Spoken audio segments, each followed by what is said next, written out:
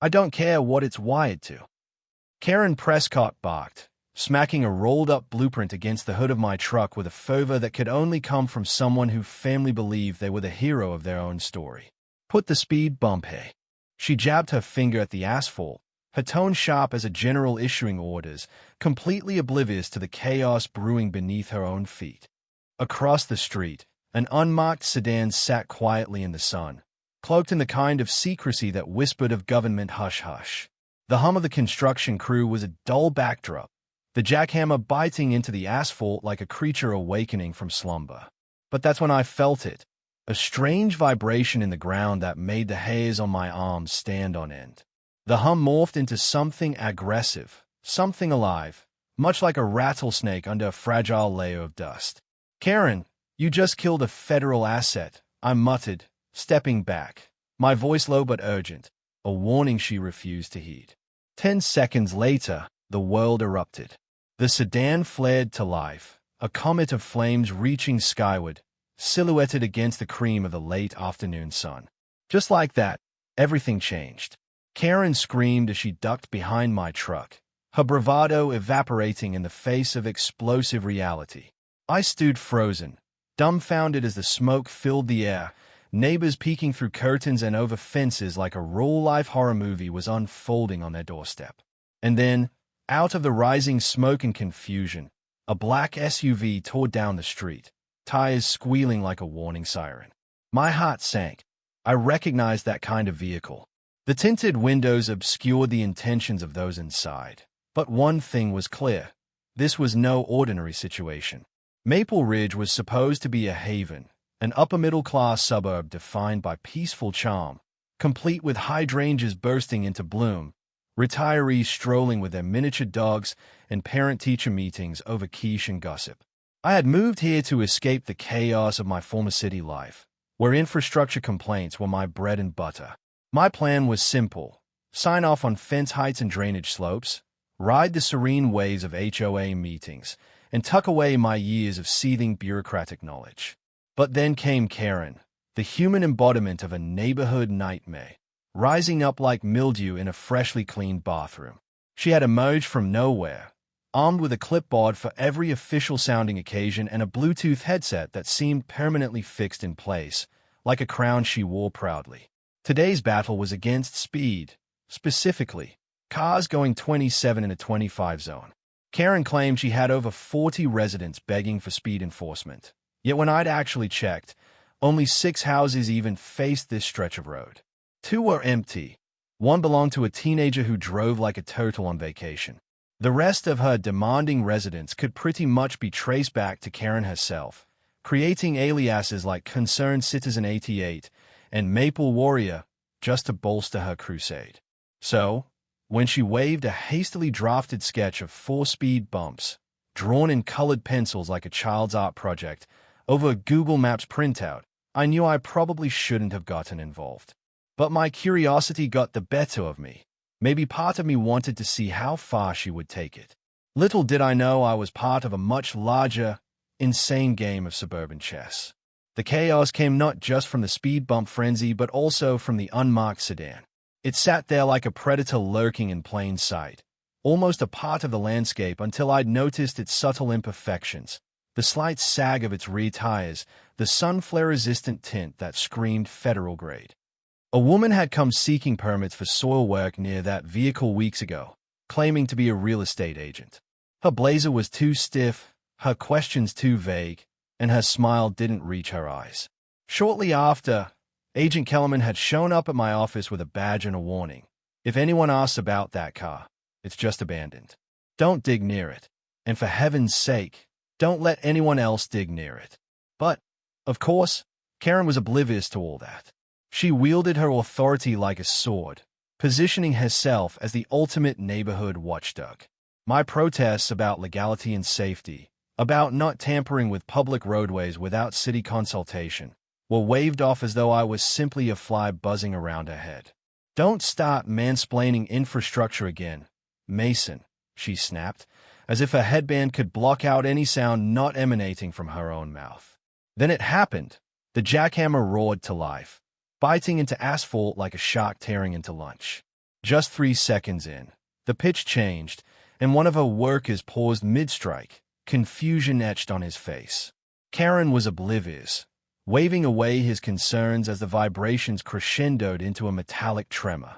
Suddenly, I heard it, a deep, guttural hum rising from below, like the sound of doom ramping up in a sci-fi movie moments before the action peaks. That's when the sedan exploded, erupting into a fiery conflagration that consumed the silence of Maple Ridge. The flames exploded outwards, followed by a shockwave that rattled windows and dropped jaws. I stood there, entranced, watching an expensive piece of federal equipment become little more than a smoldering pancake, and I could only think, "What have you done, Karen?" In the mad aftermath, agents bearing serious expressions descended upon the scene, stepping out of the SUV that had appeared like some bad omen. Tension hung thick in the air while Karen, now wide-eyed and frantic, stormed toward them, waving her HOA badge as if it carried more weight than their guns. "Excuse me," she barked, hands on her hips. "Who authorized you to enter a gated community? This is private property." The agents ignored her, heading to the wreckage like bees to honey. Meanwhile, I found myself trying to explain my involvement to a nearby woman with a laptop who seemed far more serious than the situation would typically warrant. When her brow furrowed upon hearing about the Maple Ridge Traffic Control Initiative, I couldn't help but stifle a laugh.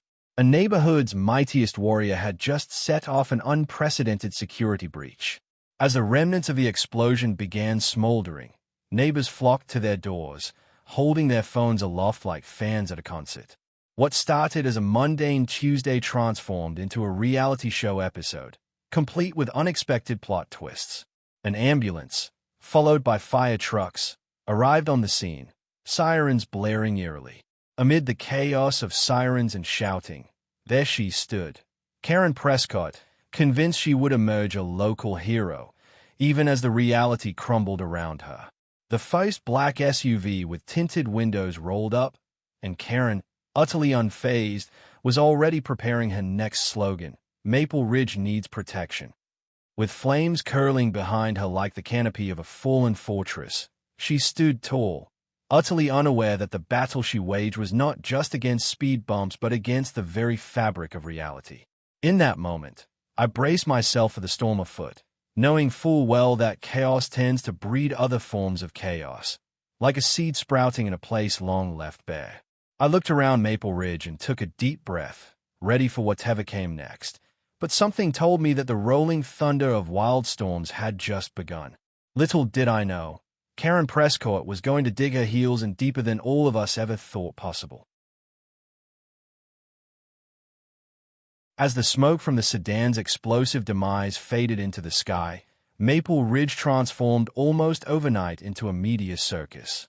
News crews flooded the once quiet streets, and Karen Prescott, armed with her infamous agenda, was ready to capitalize on her newfound fame, the star of this suburban saga. "Justice for Maple Ridge," she proclaimed on a hastily organized press conference outside her charred front lawn, surrounded by a makeshift crowd of curious neighbors and opportunistic news reporters. "This isn't just about a speed bump.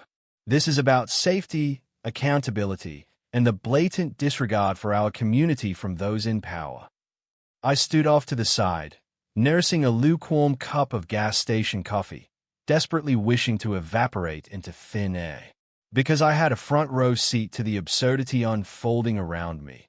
A neighborhood once defined by its tranquility had completely lost its mind, and it was all thanks to Karen's relentless push and the explosive fallout of her actions. "Can you explain how your actions directly contributed to this situation?" one reporter pressed, his pen poised over notepad like a hawk ready to pounce. "Look, it's clear the city has neglected its duty, and now we face the consequences. A federal vehicle wasn't even supposed to be here." Karen shot back with a flourish that was part indignation and part drama queen. It was as if she believed a Hollywood spotlight was spilling onto her front lawn, her every fumbling utterance the kind that might just make it onto the evening newsreel. And there it was, her delusion broadcast for all to see. While she spun this narrative of heroism, I knew the truth lingered just beneath the surface. A federal asset had been blown to bits, But how was that going to make a compelling headline? Later that day, I received a summons to City Hall. Officials needed to talk to me about the chain of events that had culminated in an inferno right in the heart of our quaint suburban enclave. My mobile buzzed relentlessly with texts and calls from former co-workers, sharing memes that mocked Karen as if she were a character from a dark comedy series. This isn't just a story. It's a Karen IC disaster. Walking into City Hall that afternoon felt like stepping onto the set of a disaster movie. Officials greeted me like a lone soldier from the front lines of an unexpected war. They laid out everything they had, with copies of Karen's notorious emails, video footage from various angles, and even tips from citizens who had included hints about her antics long before the explosion. There were murmurs of disbelief that a single resident could this cause much upheaval. "What do you make of this?" a bespectacled man in a gray suit asked, staring at me with his steely gaze, as if expecting me to pull a rabbit out of the chaos. "Honestly, I doubt she realizes the depth of what she's unleashed," I replied. The reality of that statement settled in my mind. It hit harder than it should have. Meanwhile, while city officials debated if there was a legal route to pursue against her meddling, I pushed the thought aside. After all, this was a woman who saw herself as the brave protector of her community, a vision complicated by the FBI's sudden interest in her antics. As the week moved on, Karen continued to escalate her campaign like a character in a well-scripted drama. Her relentless press releases, complete with self-portraits and slogans, began to spread through social media like wildfire. Every headline sounded more outrageous than the last. Local mom blows up FBI car, claims to keep community safe. But amidst the absurdity, I received another call from Agent Kellerman, her tone flat. "Listen, Mason, the operation that went up in flames was part of something much bigger than we initially believed. The suspect, he was a known international cybercriminal. And now, following the explosion, he's gone dark." I couldn't believe it. A neighborhood crisis had inadvertently upended a federal investigation into an international sleuth hiding within the humdrum of our suburban landscape. "And Karen, does she know any of this?" Kellerman paused before responding. "No, and that's crucial. If she gets wind of this, she'll think she played a role. We need to smooth this over without drawing her attention." But how do you smooth over a ticking time bomb? How do you keep a person like Karen Prescott from discovering the cracks she had made in the world of law enforcement? While I pondered that daunting question, the neighborhood buzzed with anticipation. Children resumed riding bikes, burying any fear that had sprung from the chaos, while Karen's fan base grew, her narrative taking on a life of its own. Facebook groups dedicated to rallying support for her speed bump crusade sprouted, while local news outlets continued to amplify her story, fulfilling her need for attention and validation. Yet, as her influence spread, the townsfolk began to distance themselves from Karen's antics. Once tolerant neighbors who grimaced at her conniving speeches became wary of associating with a woman who had become sensationalized in such a grotesque fashion. Glances exchanged over lawns hinted at a collective concern that had previously rippled just beneath the surface. "I think she's gone too far this time," murmured my neighbor Janine, passing me in the mailbox area one afternoon, shaking her head as if she'd just witnessed a tragic play unraveling before her eyes. "It's like she's suddenly more interested in her own fame than our safety." And that statement weighed heavily on my conscience. It was true. Karen didn't just want to protect Maple Ridge. No, she craved more than that. She reveled in her newfound identity as the community's defender, even if it came at the town's expense. Little did she realize that her fervor was only just beginning to spiral into something darker. Despite the warnings from Agent Kellerman urging restraint, it was becoming blatantly obvious that Karen would not be swayed, nor would her momentum be halted anytime soon. She had turned our neighborhood into her stage, her antics becoming the centerpiece of a very public melodrama, with the ever-present threat of law enforcement hovering in the background, a curiosity she could neither see nor understand. And while the chaos erupted in front of me, I couldn't shake the lingering uncertainty of what might come next. Maple Ridge wasn't just a neighborhood anymore. It was a battleground steered by a woman who refused to back down from a fight, even when she had raised the stakes too high. So, as the curtain rose on the next act of this strange play, I realized we were all part of something much larger than a simple suburban spat over speed bumps, a terrifying tale that defied the very concept of suburban tranquility. The question that echoed in my mind as I looked out at the swirling storm was simple. How much were we willing to lose in the process, and could Maple Ridge ever return to normal again? The sun dipped low on the horizon the following week, casting a warm, golden hue over Maple Ridge that belied the underlying tension boiling beneath its glossy surface. The neighborhood had transformed into a stage for chaos and absurdity, where an unassuming speed bump crusade ignited tensions that had long lain dormant, and Karen Prescott had become both the heroine and the villain of her own ill-fated tale.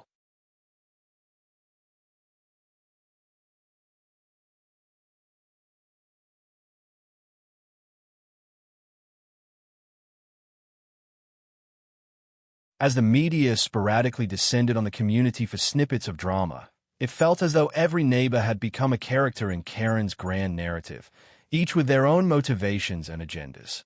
I found myself digging deeper into my role, one that had been thrust upon me as the unwitting sidekick to Karen's protagonist. What had started as a mundane job overseeing zoning permits had blossomed into something unexpected and perilous. Late one night, I was going over the latest updates from the city about potential repercussions of Karen's actions, trying to keep abreast of the damage she was causing. The bureaucratic emails and community advisories were punctuated by rumors swirling like leaves caught in a gust of wind. Then my phone rang with a familiar number, Agent Kellerman. "Mason, we need to meet," she said, her voice concrete and devoid of pleasantries. "Can you get to the coffee mill now?" The coffee mill had always been the unofficial pulse of the community, a local cafe where gossip flowed as freely as the espresso. Arriving there, I found Kellerman seated in the back corner, her posture deadly serious. As I slid into the booth across from her, I caught sight of a familiar sight. Her badge was clipped to her blazer, but it felt more like an iron shackle than a symbol of authority. "Things are escalating," she finally said, lowering her voice. "We're tracking the suspect from that vehicle. Someone covered their traces, and now they've disappeared, along with enough computer hardware to launch a small war." "What does that have to do with Karen?" I asked, feeling the unease coil in my stomach. Kellerman locked her gaze on me. "She's become a wild card. If she starts prying into what happened, if she thinks for even a second that she's stumbled onto something bigger, she could put the entire investigation at risk. We need to keep her distracted, you understand." I nodded, though the gravity of her words settled in my mind with a heavy thud. "You're asking me to keep her busy? She's a force of nature. If she thinks there's a scoop to chase, she'll go after it with a vendetta. We'll end up with headlines screaming about how she's uncovered a conspiracy." "Exactly. So keep her in the dark. But there's another layer to this. We believe she might connect dots herself. We can't let that happen. Do you have access to anything? Perhaps some form of misdirection that could take away her focus?" A plan began to form, chaotic yet pristine in its absurdity. My instincts kicked in, and I recall that the new city parade was set to happen in just a few days. The theme was a retro carnival, complete with floats representing various local organizations and a search for a crowned Maple Ridge princess. "So, you want me to propose that Karen throw herself into coordinating this parade?" I said slowly, almost incredulous that such a plan could work, yet also acutely aware of how absurdly fitting it was. Kellerman's mouth twitched in what might have been a smile if it wasn't buried under layers of bureaucratic stress. "Exactly. And we'll need to give her a reason to focus on it, something that ties back to the community she's got her claws into. Highlight her sense of duty, flood her with attention, and let her take center stage while we keep her from plunging deeper into danger. Parades usually bring out the fluffy side of people," I acknowledged. "But will she even care?" "She will if you frame it right," Kellerman replied adamantly. "She thrives on this attention. Appeal to her desire to be the hero, to gain allies in her quest for greater safety. It's a distraction, Mason, a theater of confidence. While we keep our eyes on her, we'll gather intelligence on the suspect and look for any connection to her antics." With a plan set into motion, I knew I needed to re-engage with Karen and her relentless enthusiasm. It wouldn't be easy, She was riding high on the adoration of her minions, who had gathered like moths around her flame. Her narrative was intoxicating, a dynamic mix of truth and self-aggrandizement that left no room for dissent. The next day I knocked on her front door, feeling a mix of dread and determination. Her home had morphed into a hub of chaos since the explosion. Pink flyers plastered everywhere, announcing her latest crusade. Maple Ridge Safety Rally, they yelled, with photographs of herself in a heroic pose, striking a superhero stance. Look who decided to show up, she chirped sarcastically, standing in her doorway wearing a baseball cap that read Super Mom Undercover. Karen, I started, bracing myself. I think I have something more important for you than this safety rally you are throwing. What do you say about taking this community influence to the next level? She squinted through her glasses. What do you mean? We're having a parade this weekend. A retro carnival to celebrate Maple Ridge. And we could use your help coordinating. It could be a great opportunity for everyone to see your vision in action. Her eyes sparked with genuine intrigue, and her usual bravado took a pause, morphing into genuine excitement. A parade? I mean, yeah, that could work. I could talk about community safety while showing off the spirit of Maple Ridge. This could be my moment. Exactly. You'll keep the community's focus on the event while also asserting your role as a protector. It will be your show. Karen seemed to bounce on her heels. Anyway, the vision of her as the grand director of a whimsical carnival painted a picture in my mind. An inappropriate relationship between chaos and celebration. All right. I can help with decorations, getting volunteers, and all sorts of things. We'll march for safety. And of course, I need to be visible. Yes, absolutely. I nodded, stashing a secret sigh of relief in my chest. Your fans would appreciate you leading the show. And I'll connect you to city officials to smooth over any details and get everything sorted. I left her home feeling just a bit lighter, knowing that for now, I had redirected her enthusiasm into something that might keep her from digging too deep into the murky waters that surrounded her. But as I walked home, I couldn't shake the sense that I had merely postponed the storm brewing at the edges of Maple Ridge. New carnival plans started swirling in her mind, but I feared that the shadow of the FBI's interest, the cybercriminal's impending threat, and Karen's inherent flair for drama would inevitably converge at the carnival's peak, a point where the balloon of tension would either burst spectacularly or spiral into something entirely unforeseen. In the days leading up to the parade, anticipation buzzed through the air. Neighbors all seemed swept up in the excitement, dividing responsibilities and painting floats with pastels and bold colors. But despite the festive air, I sensed a gathering storm, the kind that often prepares for a reckoning. As the day of the parade arrived, I awoke to the sound of raindrops tapping nervously against my window. Could it just be a passing shower? Or would it descend into a full-blown tempest, sweeping through the carnival like an uninvited guest, shattering the fragile peace that Maple Ridge had fought to maintain? Only time would tell, and I soon discovered that the intensity of life in Maple Ridge wasn't about to wane. It was about to crescendo. The skies were gray and brooding as Maple Ridge prepared for its all-important parade. A palpable mix of excitement and trepidation hung thick in the air, and as the hours ticked away, I could feel a charged undercurrent flowing through the community. People were dressed in colorful costumes and adorned floats that sparkled beneath a veil of condensation, oblivious to the looming storm threatening the afternoon's festivities. I arrived at the park early, armed with hot coffee and a mental checklist of last-minute details. Karen, resplendent in a sequin sash that read Maple Ridge Guardian, was cornered by a gaggle of reporters clamoring for her story, their cameras flashing like lightning. It was surreal.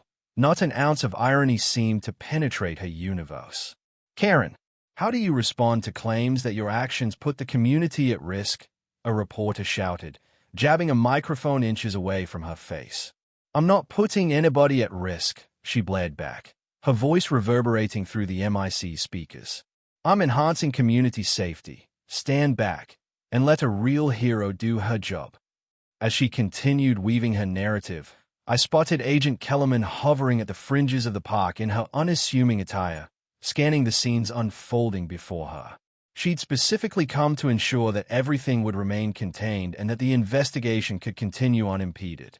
"Hey," I murmured as I approached her, trying to gauge her general mood. "How are we looking?" "Flare-up is imminent," she said, voice low, but there was a glint of urgency in her eyes. "We've picked up traces of the suspect's activities nearby, but we have no solid leads. It's like trying to catch vapor. Do you think he'll show up here?" I felt the knots in my stomach tighten. "Could be," she replied, scanning the crowd. "And if Karen keeps drawing attention, well, it could put not just her but also innocent people in danger. We have to keep things moving along without raising any alarms." A sharpened tone cut through the air as Karen took center stage, a makeshift podium planted amidst the chaos. Giggles and cheers erupted as bands played upbeat tunes, and technicians set off sparkling fireworks before the event even officially began.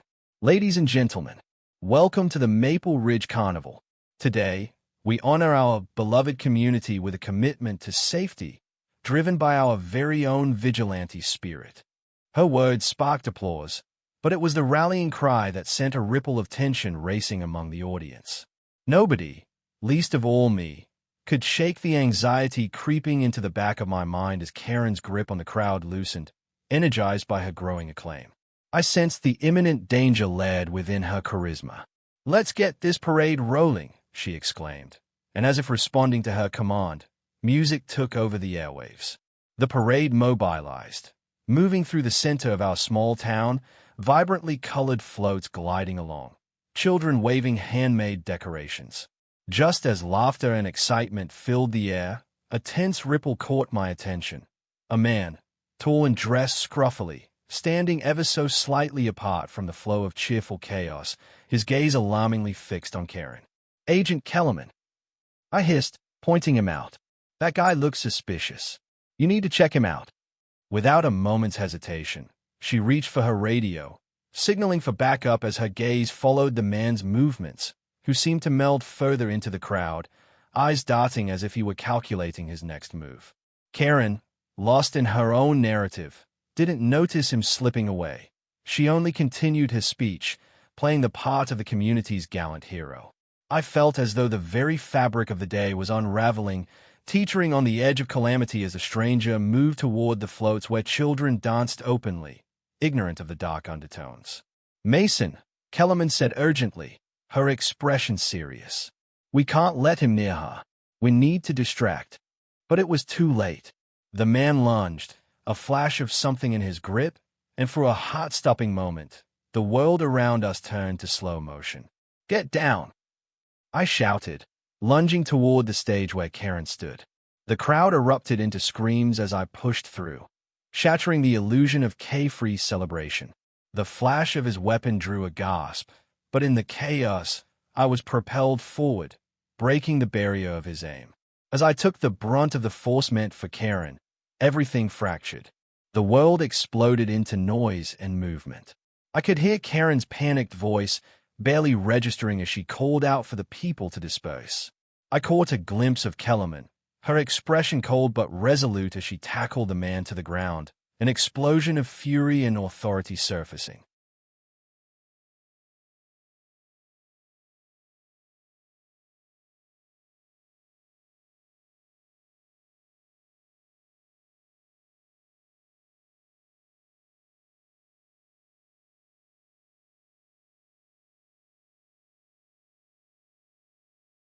And then silence hung in the air, as if someone had pressed pause on the cacophony. The very essence of chaos had been siphoned from Maple Ridge Carnival. The sirens wailed and echoed through the streets, rescue teams flooding the park as lights pierced through the gloom. My breathing was heavy but hurriedly comforting. I scanned the crowd, who were in shock and disbelief.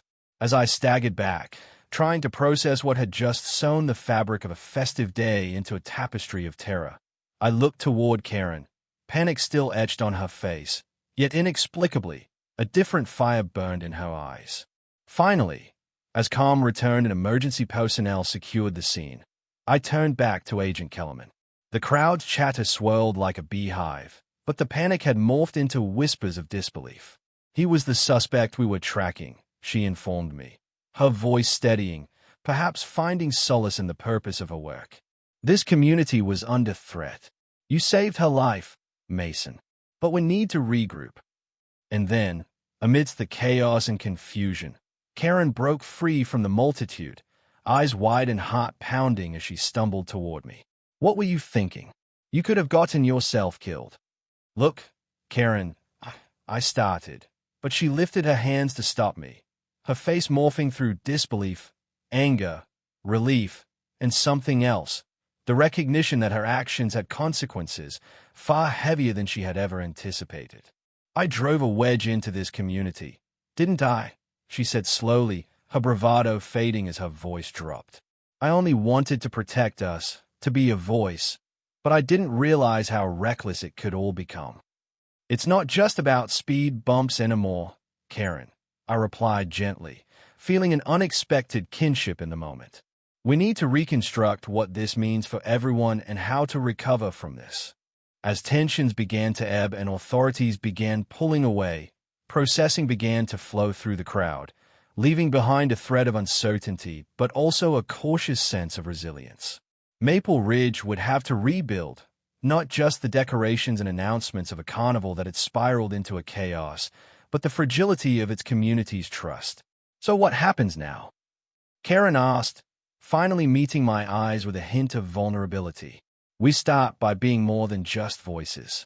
We come together, not under the banner of fear but of unity, one that can address real issues without losing sight of what's valuable.